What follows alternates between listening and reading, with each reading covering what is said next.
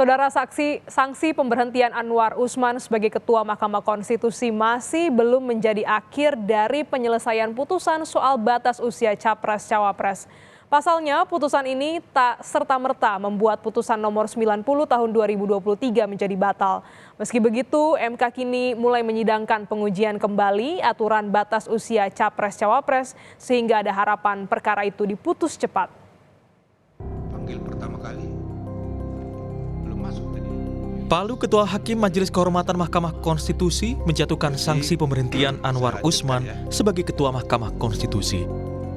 MK pun sudah mulai menyidangkan pengujian kembali aturan batas usia Capres-Cawapres.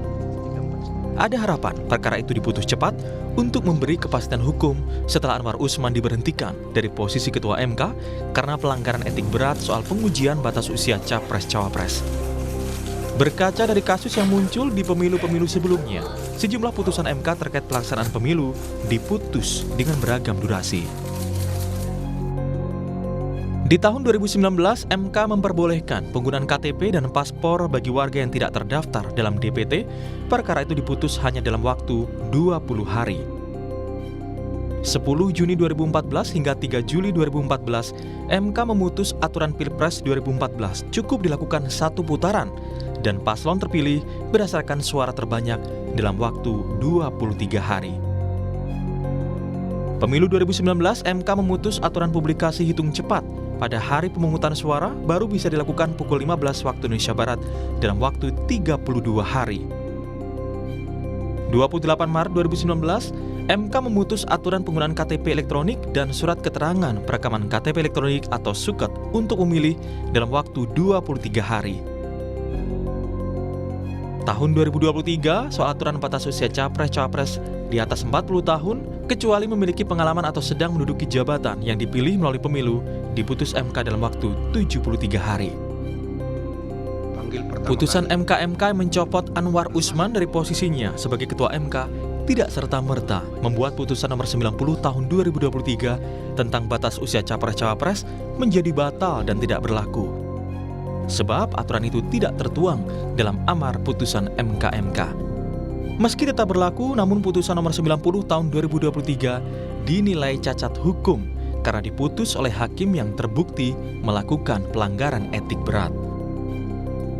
Ya, saya kira ini salah satu pemecahan karena memang banyak yang berpendapat undang-undang kekuasaan kehakiman tentang ini bahwa kalau hakim tidak mengundurkan diri dari perkara di mana dia punya kepentingan, maka putusan itu cacat. Di undang-undang kekuasaan kehakiman disebutkan harus segera diperiksa dan diputus perkara itu lagi, tetapi dengan majelis yang berbeda. Kalau ada keberanian dari Mahkamah Konstitusi yang minus Pak Anwar sekarang atas pengajuan permohonan baru dari Pak Denny dan kawan-kawan, saya kira ini bisa dilakukan apa yang dikatakan meluruskan dari cacat yang ada karena adanya konflik of interest itu, sehingga barangkali ini akan bisa kita dapat kepastian nanti benarkah misalnya Gibran boleh sampai kepada pencalonan yang dikatakan untuk menjadi cawapres itu.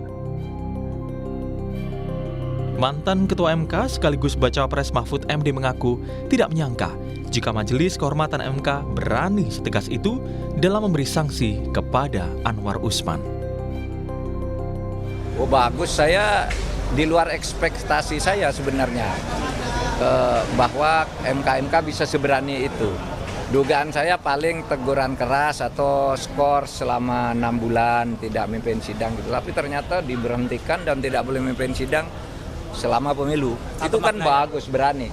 Karena kalau dipecat beneran itu bisa naik banding dia. Makanya udah bagus, itu Jimli menurut saya salut lah. Bagus. Presiden Joko Widodo membantah pemilu 2024 mudah diintervensi. Menurut Jokowi, seluruh proses pemilu bersifat terbuka dan bisa diawasi seluruh kalangan. Ada saksi perwakilan dari seluruh partai politik dan masyarakat di TPS yang mengawasi proses pemilu, sehingga pemilihan umum tidak mudah diintervensi seperti sejumlah tudingan yang beredar. Banyak yang menyampaikan bahwa pemilu kita ini gampang diintervensi. Diintervensi dari mana? Di setiap TPS itu ada saksi partai-partai. Pemilu ini pemilu yang sangat terbuka, bisa diawasi oleh siapa saja, oleh masyarakat dan oleh media dan lain-lain. Menanggapi putusan Majelis Kehormatan MK, Anwar Usman justru menyebut apa yang terjadi adalah fitnah dan tidak berdasar hukum. Anwar menyatakan sikap pantang mundur sebagai hakim. Kini masyarakat menanti langkah MK dalam menguji kembali pasal 169 huruf Q Undang-Undang Nomor 7 Tahun 2017 terkait batas usia peserta Pilpres serta kelanjutan dari pemecatan Anwar Usman yang terbukti memiliki konflik kepentingan saat memutus perkara. Tim Liputan, Kompas TV.